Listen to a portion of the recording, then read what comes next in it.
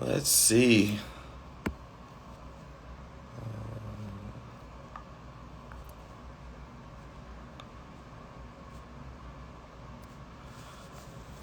Hello, everybody. Good morning, good afternoon, good evening, depending on where you're tuning in from. Dr. Moore in the building. All right. Send our invitation out real quick.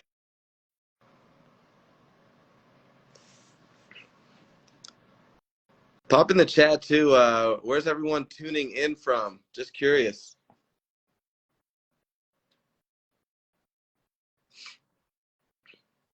Indonesia, love it.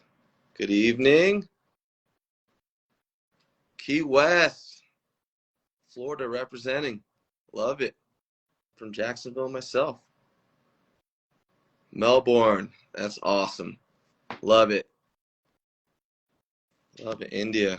Fort Collins, there you go. Minneapolis.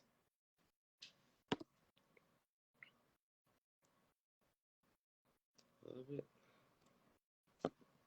I'm just waiting for our guest to join. Brazil, Canada. Let's see here. Let's see. Diagnose patient. Ghana. A lot of guests. Love it. Having some technical difficulties. Let me see here. Our guest is struggling to join. I'm going to try and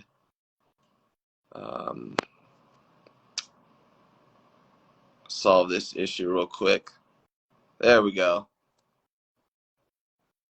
That should work.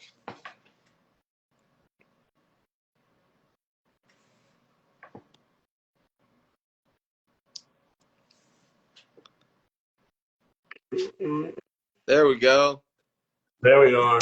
Sorry, Chris. No worries. How you doing today, Eric? Good. Good. How you doing? Good to see you. Good. Yeah, great to be here. Good to see you as well. So just to kind of give everybody a quick overview, very excited about tonight's discussion. And we've seen a lot of comments. We ran a poll last week on social media, just kind of what you all would love to see discussed regarding some of the challenges that our profession faces. And the goal with this discussion and future discussions is to have an open-ended, respectful, open-minded conversation on difficult topics within our profession as it relates to things like reimbursement rates, direct access, promoting what we do as a profession. For tonight's discussion, we want to particularly focus on, whether it's beneficial or not to be a part of a professional organization. And the goal is to kind of have a broad discussion about some of the challenges our profession faces and why it is beneficial to be a part of some of the professional organizations that the APTA has to offer. For those that aren't familiar with APTA, American Physical Therapy Association, for tonight, as usual, pop any questions in the comment box, or if you hit that bottom little question mark button, it's easier to kind of keep track of. If you feel even more comfortable, we can have up to 2 more individuals join the live discussion. We'd love to hear your thoughts, maybe concerns, maybe your frustrations, regardless of what type of setting you're in, and have an open discussion about it. So without further ado, I want to first thank Dr. Jeff Moore for connecting you and I, Eric. So shout out to Dr. Moore for doing that. He's an awesome guy. Love him for doing this. But can you just give a brief intro, a little background info on it, on your history? Yeah, thanks. I've been a PT since 2006, and actually early on, and most people are familiar with Jeff Moore and ICE. Early on, I kind of helped Jeff sort of create courses for ICE and stuff like that. So I've been teaching in the continuing education world for a while, for over 10 years, and was a faculty member for a long time at a school here in Florida, and now working for a school in Green Bay, Wisconsin, Bellin College. But yeah, I mean, I think, Jeff and Jeff was talking with you about just generally speaking, getting involved in the profession. And that's something I'm very passionate about. I've always felt like it was really important, my role as a faculty member and bringing students, this understanding of advancing the profession and being part of the solution and coming together. Because I always felt like, when I was a PT student, I very early on realized that we have this pretty significant offset in our profession between our level of training and education. Think about who else is educated at the level of a physical therapist when it comes to musculoskeletal conditions and movement-related dysfunction, but yet is very limited from a scope of practice perspective, from a legislative perspective, from a reimbursement perspective. I always felt like that was a pretty significant injustice, and I wanted to be part of changing that. Absolutely. And to some of those points, and I want to kind of go back to what I mentioned in our intro. So we ran a poll, I think it was last week, just to kind of get an idea of what areas practicing clinicians, new grads, and students would be interested in seeing or hearing and interacting, engaging with. A couple of the big ones, as I mentioned before, the seemingly annual decreases in reimbursement for Medicare and Medicaid, which is a big issue. Direct access, which I know is something that you're passionate about. And then also one that I've been seeing come up as of recent more commonly is, what is the APT doing to promote and market what physical therapists do? Because, if somebody comes, like family, since I'm a student, everybody wants to get joint mobed or manipped every holiday occasion. And, I'm constantly asked, what does a physical therapist do? At a foundational level, we're movement experts, but what does that mean for a cardiopulm specialist or a neuro specialist, a pediatric specialist? We have all these different specialties to go for, and it's wild that a lot of people still aren't familiar with what PTs do, because everyone knows what a nurse does, everyone knows what a chiropractor does for the most part, and everyone knows what physicians do and their kind of general role within the healthcare profession and system. My question for you,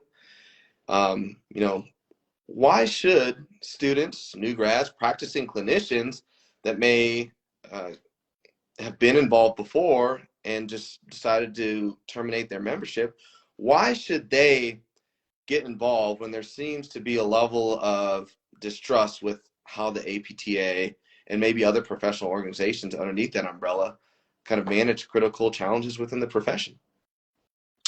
Yeah, I think that's valid. I never forget, I was at APTA CSM conference when they launched the Move Forward campaign. I don't remember that. It's like Move Forward was a big campaign that they launched to kind of, I guess, promote the physical therapist as the movement expert. I remember sitting in this rolling out of this branding campaign and looking at it, like, this kind of sucks. Like, this is not well done. Like, yeah.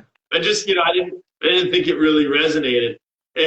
But the more I think about it, the more I look at it, it's like, it's such a challenge that we have, is that our professional organization, this overarching entity that represents us all, has to represent every single specialty like you talked about. So, marketing and branding for the orthopedic expert and marketing and branding for the cardiopulmonary expert, unfortunately, it really does need to be different. Like, you're never going to see the AMA market and brand all physicians, right, in the same light. They just can't do that. You have to have unique elements of each specialty because each specialty is targeting usually a different patient population. So, and has a different skill set, right? So you're marketing people with different skill sets.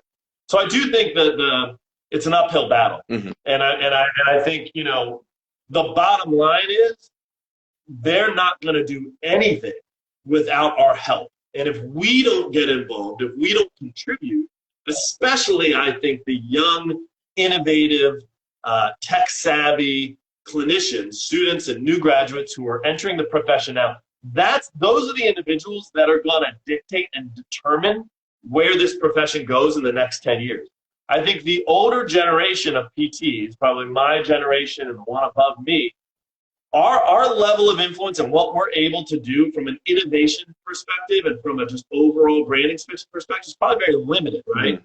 And so I just think this is what we need are more young clinicians getting involved, joining in, so that we can combat that. I think that it doesn't matter what kind of laws you have. If we have full unfettered direct access in all 50 states, if we can perform every intervention that we want to perform, if we have, you know, improved reimbursement levels, if all those things occur, but yet nobody knows what we do, nobody has a clue the role the physical therapists play, then we're still really not going to be able to serve society the way we want to. So I think it takes all of us. I think it takes all of us collectively marketing and branding the profession individually. Mm-hmm. But I also think it takes us all getting involved and coming together to market and brand the bigger, broader element of the profession.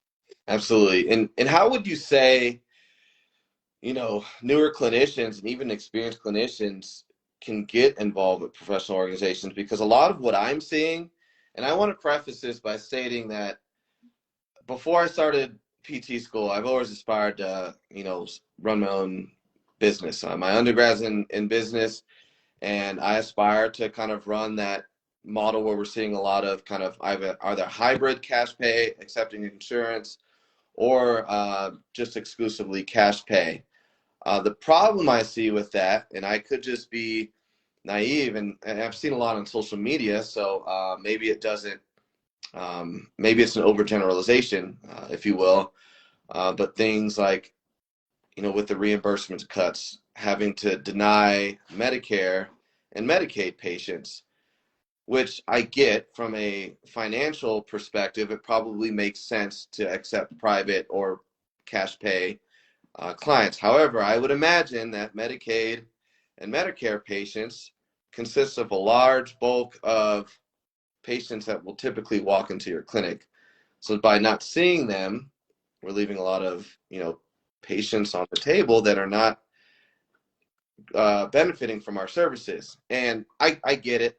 You know, I love the idea of going cash pay, running your own business and all that. That sounds wonderful, especially as a person that aspires to run their own business.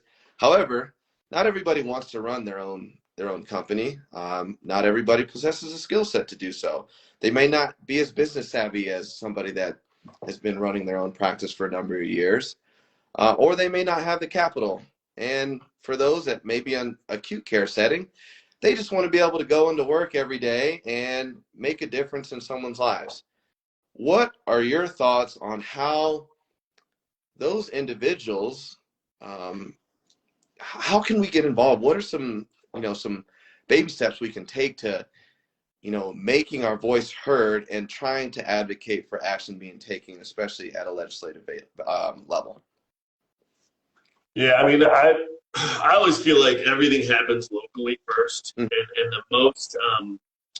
the most influence that I've been able to have has been on a very local level. So my recommendation, I think, first of all, if you're a student or a new graduate, anybody that's beginning your career, having this mindset of, I want to get involved, not only for the ultra, and by the way, you know, you're doing a very important service to the profession, advancing the profession by getting involved, but you're also really helping yourself in a tremendous way, because the networking and the opportunities that arise from the relationship that you develop. I mean, in my experience, when I've gotten involved at the state level, going to the state meetings and sitting on a board of directors for the state PT Association, or serving on a committee, or even in some of these specialty organizations, the work that I've done in AOM, it's like a who's who. I mean, you will meet very successful private practitioners. You will meet people that have had, you know, doing big things in the business world of physical therapy. You'll meet people, big time researchers. You'll meet people who are doing all sorts of different things.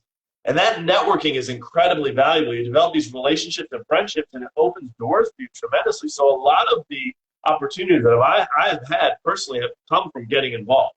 I think you want to do that just from a general networking standpoint. But generally speaking, I've had more of an impact locally. So simply going to your state chapter meeting and going to the board of directors for your state chapter and volunteering and saying, hey, I want to help out, I want to get involved, what can I do? where is there a need? Or I'm very interested in this one specific thing. I'm very interested in reimbursement.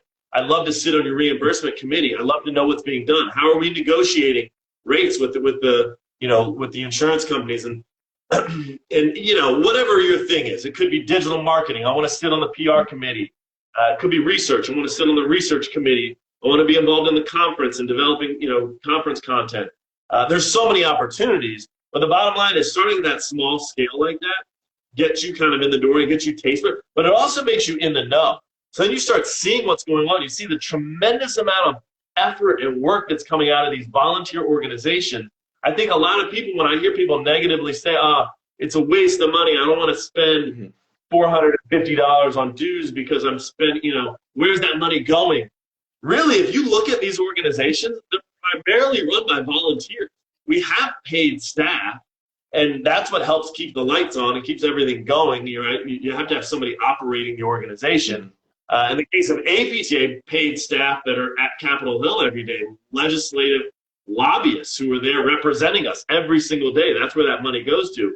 But you also have a huge number of volunteers, volunteer physical therapists, just like you and me, people that are out there making it happen and driving the profession forward. And I think that's the team that you want to be on, and that's the group that you want to be involved with.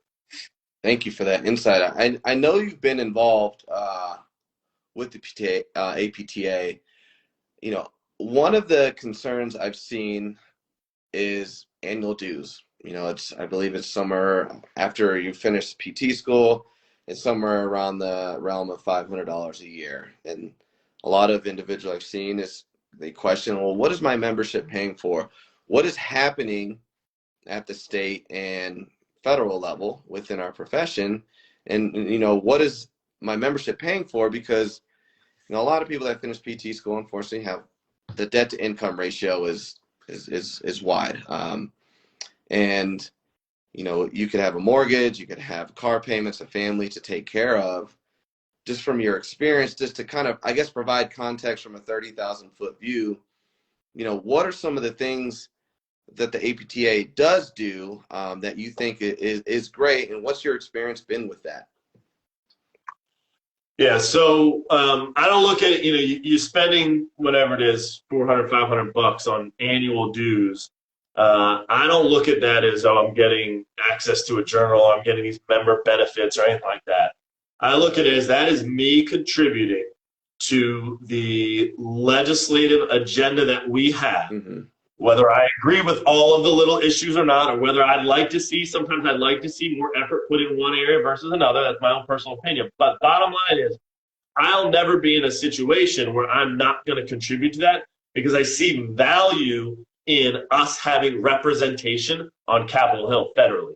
So, think about where we would be as a profession if we didn't have that. I mean, we have an uphill battle. This isn't an easy job. I think people want everything to be like, well, why don't we have this level of reimbursement? Why don't we have this, why don't we have unfettered direct access? There's all these things that we don't have. Well, it's challenging. And I think, good work is being done to progress that. And we have made a lot of gains in the last 20 years. But generally speaking, I want to contribute to that. If you think of a non-existent profession is a profession that doesn't have any organization, right, to represent it on a national scale, and it doesn't have any legislative representation on Capitol Hill. So your money is going to the paid staff, paid lobbyists who are building relationships and working with members of the Senate and House every single day and developing those relationships and working with them to not only push our legislative agenda,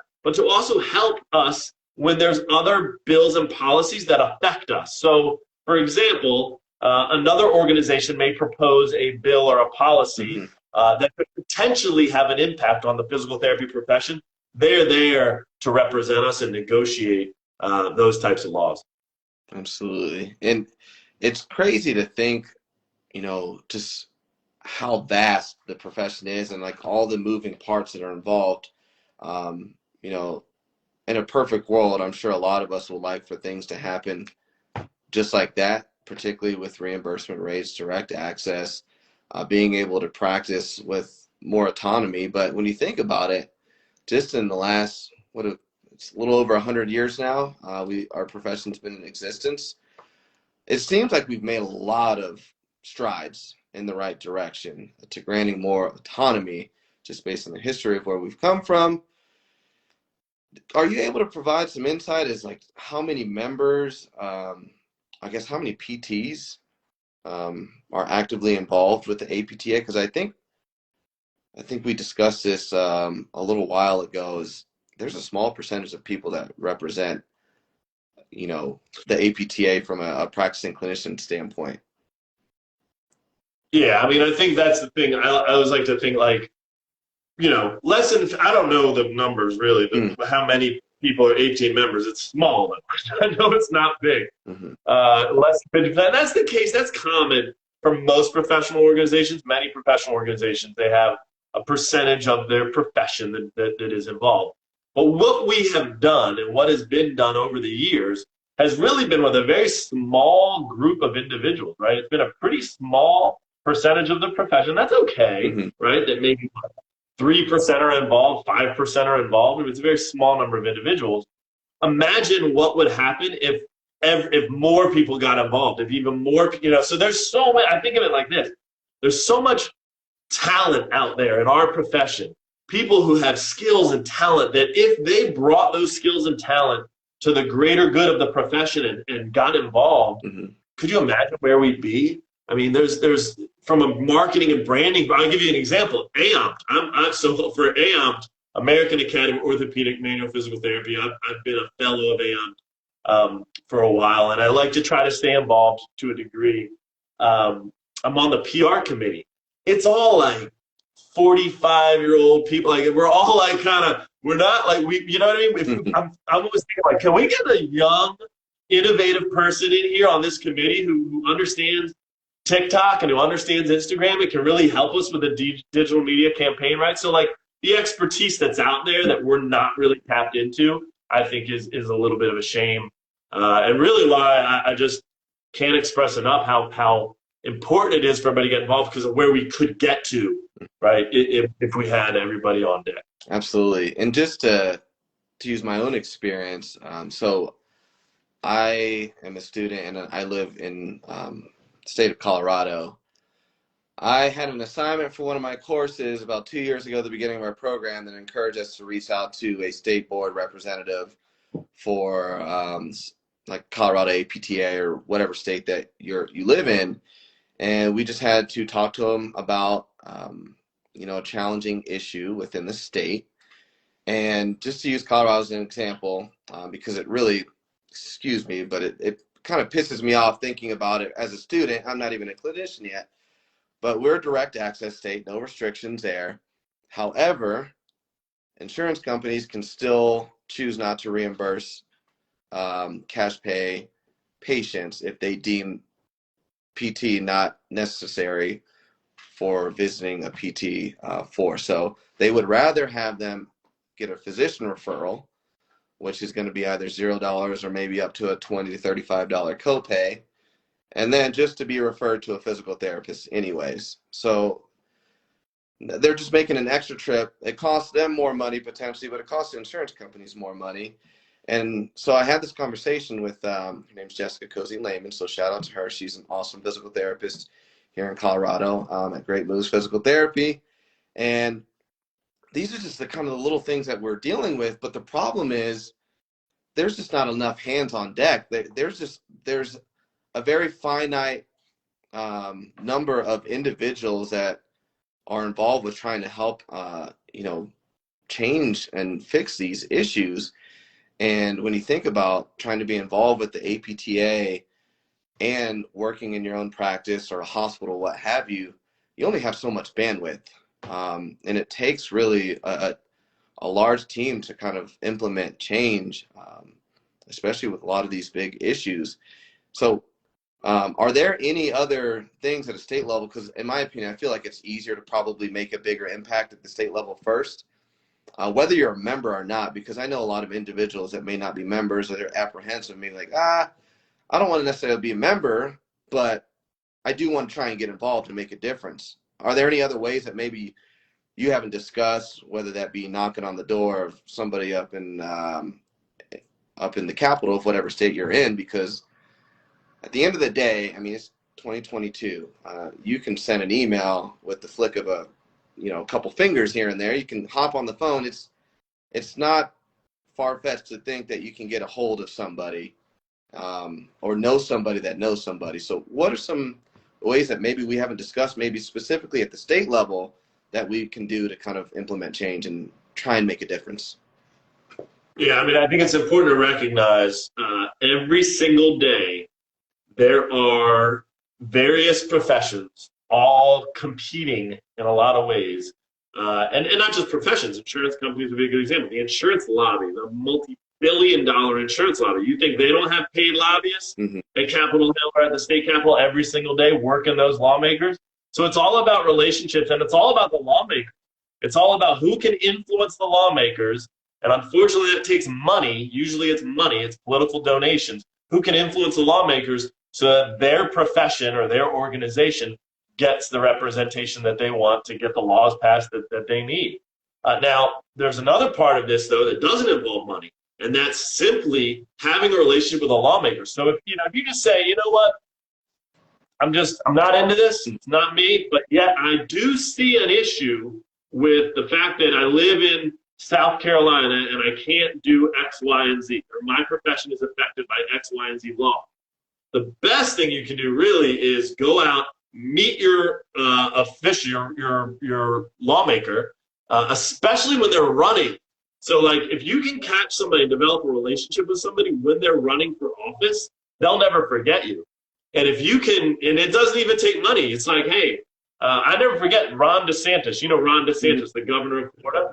So he was for St. Augustine, where I live. He was he ran for office. I had a few of us, several friends, we went out and like held up signs for him and stuff like that when he was running for Congress, just because we wanted, like, it kind of looked like he was going to have success. He was probably going to win, and we wanted to establish a relationship. Anyway, one of those guys ended up becoming friends with him because he would just go out there and hold signs for him, and he saw him in church all the time. He would do whatever. He developed a relationship with him. And now it's like we've got this where we've got a physical therapist who is friends with a lawmaker. That's a game changer. I mean, then if some bill comes up that affects us, and he can call him on his cell and say, hey, this is an issue we have, And then stuff comes up, like he had a seat for the PT board, the board of physical therapy, like the licensing board for the state. And he's like, who do you recommend? He calls this guy and wants to know who he's going to recommend together. So anyway, the bottom line is it's all about relationships and getting out there. And if you can influence lawmakers that way, then you're gonna probably win in the end.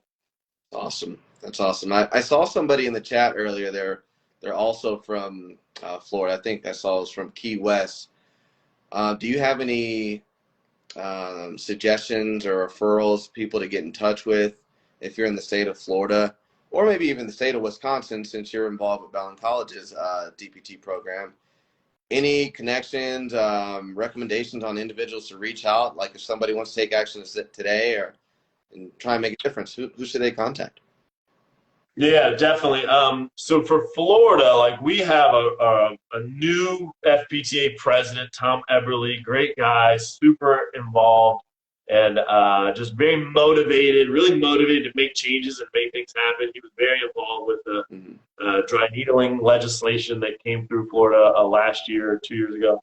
And anyway, so he'd be a great person to reach out to. But anybody can just connect with me, direct message me, and I'll get you in touch with the right person. There's always needs, always recruiting, people that want to get involved. Especially in Florida, where we do have a pretty small group of people who are kind of doing all the work. Wisconsin, I'm not as familiar. I'm kind of new to Wisconsin. Okay. But the group that I work with at Ballin College, John Weiss, and that whole group has been super involved over the years. Joe Kuchsorp. So I could same thing. DM me. I'll get you the right person. But I cannot say enough. And I'll say, like, Steve Levin. If anybody remembers, Steve Levin was a great PT, very successful private practitioner. But he used to always say, you get more back than you give. So you're giving your time, you're giving your skills. In the case of membership dues, you're giving your money. But what you get in return from that is so much greater than what you give. So I think it's just an important thing to keep in mind. Absolutely. And I completely understand with individuals that are skeptical about joining professional organizations. It doesn't have to necessarily be just within our profession, but I'm sure this occurs in other professions as well, is, you know, if there's a problem, like, what are you doing to help, you know, to help fix it?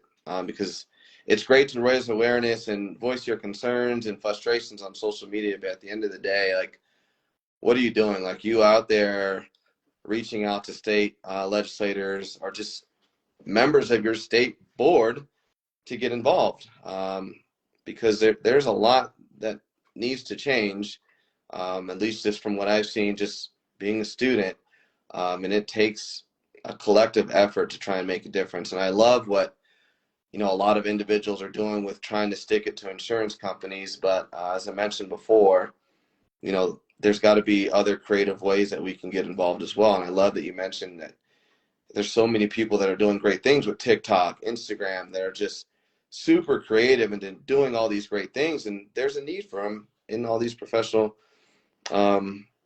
organizations. So I want to encourage anyone that has any questions in the chat, drop them in the chat. Maybe we haven't discussed them, but I wanted to see if you had any final thoughts, because I want to cover one more thing after this. But any final thoughts or insight just based on today's discussion that we may have not discussed? Well, I think what you were just alluding to, you know, I see this as well. Like, there's a fairly vocal contingency of people on social media that, you know, are fairly negative on the profession and where we're headed and what different organizations that represent us are doing and all that. And I would just say to anybody that finds themselves, you know, in that camp is, you know, just stop. If you took that energy that you're taking, that energy and effort, right, towards this kind of negative angle and applied it in a positive get involved angle. I mean, first of all, I think getting involved, now you really do understand. In my experience, most of the time, those vocal negative people, they don't really understand because they've never really been involved. So they don't really know what's going on. So they're coming from a very uninformed position. Mm-hmm. So at least, you know, I mean, I think there are some valid points. I'm not saying that everything they're saying is inaccurate. I'm not saying that at all. I'm just saying it would be a lot more fruitful, you know, if you came from a position of wanting to help and being part of the solution versus just kind of bashing and being negative about it all. Absolutely. Couldn't agree with you more. My last question for you, because I'd love to, as I mentioned at the beginning, do more of this on a monthly basis. And just from seeing on social media, talking with people in my clinic right now, reimbursement rates, do you have any individuals you would recommend for, like, maybe a part 2 on this, to talk specifically about, you know, what are legislators doing to try and combat insurance companies from cutting reimbursement laws for PTAs and PTs? Yeah, we need all hands on deck. And I saw the comment about 15% cut for PTAs. I mean, that is beyond ridiculous. We cannot tolerate that. We cannot stand for that. We absolutely must stand up and fight. And this is why we need all hands on deck, because these are some challenging times. But when you look at inflation and everything else, and then reimbursement going down on top of that, this is not sustainable. I have serious concerns about the future of our profession when it comes to reimbursement. And I mean, I'll say this. We've done some things. Like, one thing we tried to do in Florida was copay legislation, right? So this was when we were classified as a specialist. And so we're getting like $50 copays for a PT, $75 copays for a PT, you know, when the visit cost isn't really all that much higher. But it's a method that they're using, right, to deter people from essentially going to see a PT. The problem in my mind, I'm not an insurance expert by any means, but I do think that there is this fairly consistent issue of insurance companies looking at things year over year, right? So the long-term outcomes of physical therapy and the benefit that you get if you see a physical therapist, you can't really argue that from a scientific perspective. We have a pretty good body of evidence that supports the idea that we save the system money, we get people better, we keep them away from more expensive interventions. That's fairly well known. Mm-hmm. I don't know that they care that much because they look at everything year over year. So long-term cost savings, I'm not sure that they necessarily look at it. But anyway, it's us getting in their face and just being a vocal advocate all the time, that we can't tolerate this, and really getting our patients involved and getting our patients upset and angry about it.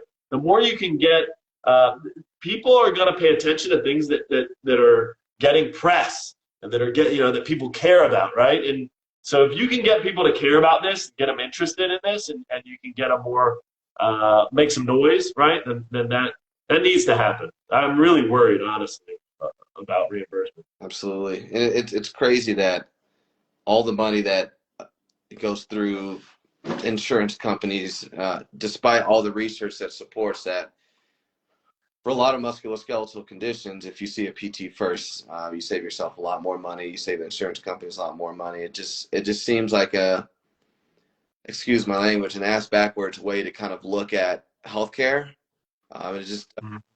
For me, it doesn't make any sense. But we did have a question that came in, Andreas Brown. Excuse me if I mispronounce that. If you are not involved in an academic program and only with the company you work for, how do you find local groups of physical therapists who are involved in making a positive change in the field? I would start with your local PT association. I would go to the meeting. I mean, I know COVID has messed this up a lot. The last couple of years, we haven't had meetings like we usually do, but going to the state association meeting and just introducing yourself. And one thing I struggled with this a little bit in the beginning, where I wasn't really, I just wasn't that outgoing, and it was like hard for me to like go. I just wasn't motivated to go and like meet people, and but really that's what you have to do. You have to go, introduce yourself to people, walk up to the president of the state PT association. I'm here to help. I want to get involved. Let me know. Anybody in any leadership role sees somebody motivated like that wants to come and get involved, they're gonna be all about that. It's kind of cool in Florida what we try to do, and this might be something that you could emulate. If you remember, PT Pub Night. So it started in Pacific Northwest, Oregon, or Washington State. They created this thing called PT Pub Night. And what it was, an opportunity for physical therapists in different smaller regions across the state to just get together on more of like a quarterly basis or even a monthly basis, more frequently get-togethers that were just social in nature.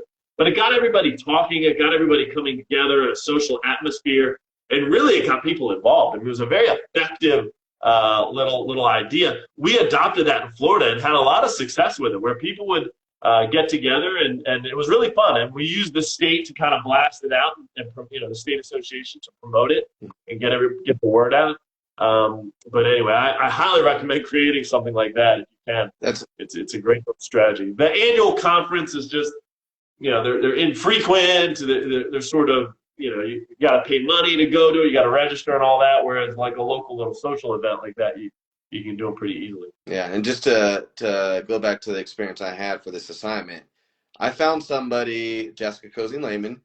I found she was part of, I think she's director of our Southeast State Colorado chapter.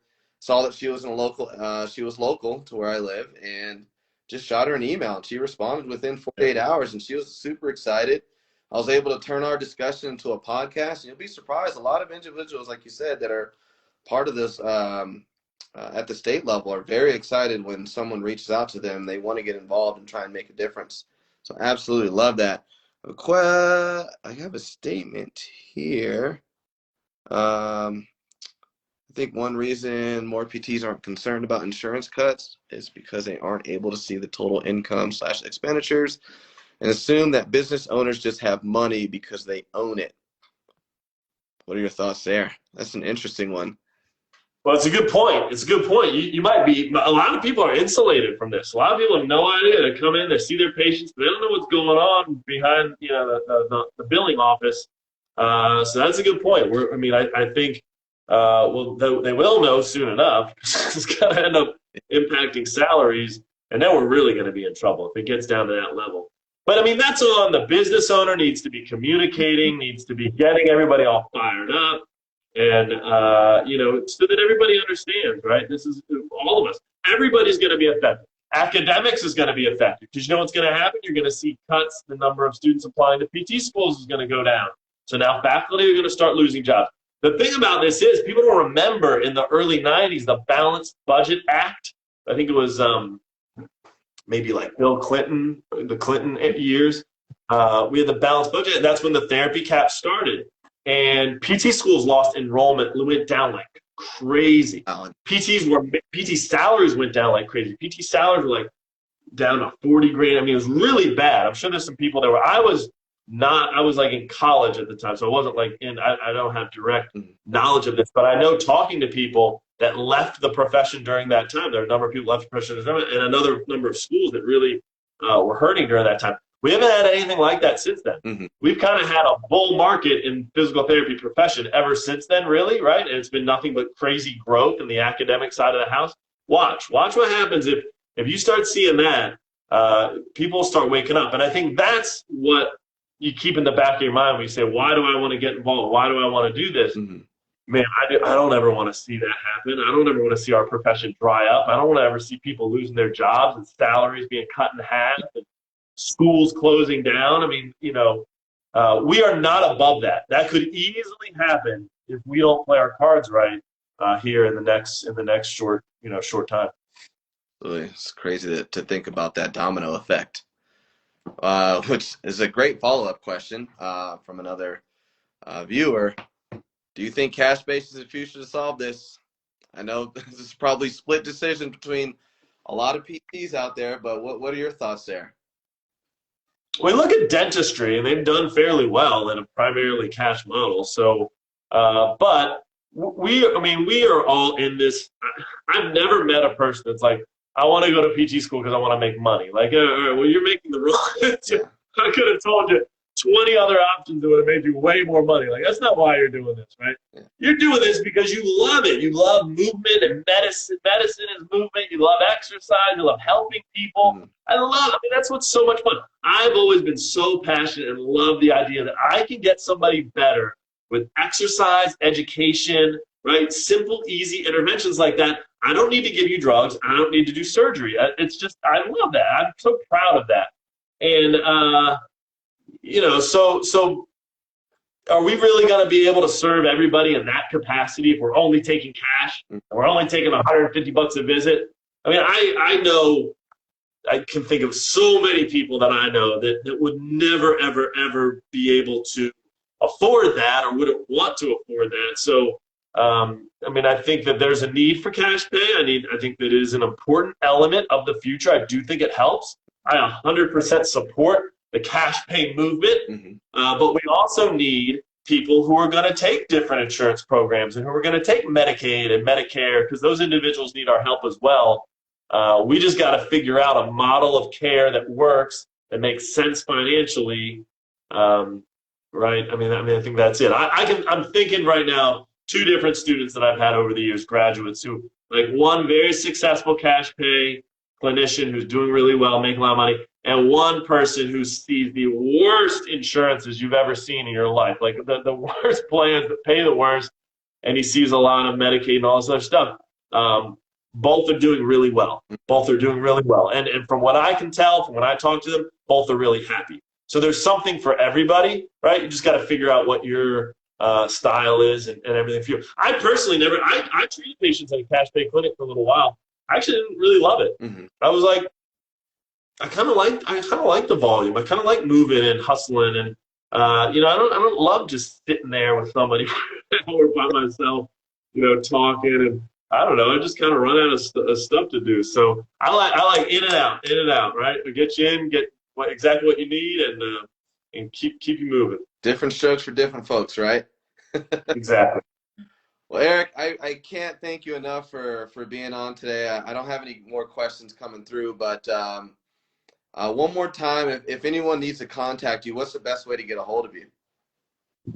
Do DM me on Instagram, although I'm terrible on social media. I check my social media stuff like once a week. Email is probably the best thing. So if you look, Eric.Chaconas, Chaconas, @bellincollege.edu. That is, I think there's a dot in between. That is the best way to get a hold of me. I check email. I'm on email all day long. Working remote, always responsive to email. I can attest. You are very quick to respond, and I appreciate it. Yeah. Again, thank you so much, Eric. I hope you have a great rest of your evening. Thank you all for your questions. Looking forward to doing more conversations like this, spread awareness, and hopefully implement some change. Thanks, everybody. Thanks, Chris. All right, have a good one. You too.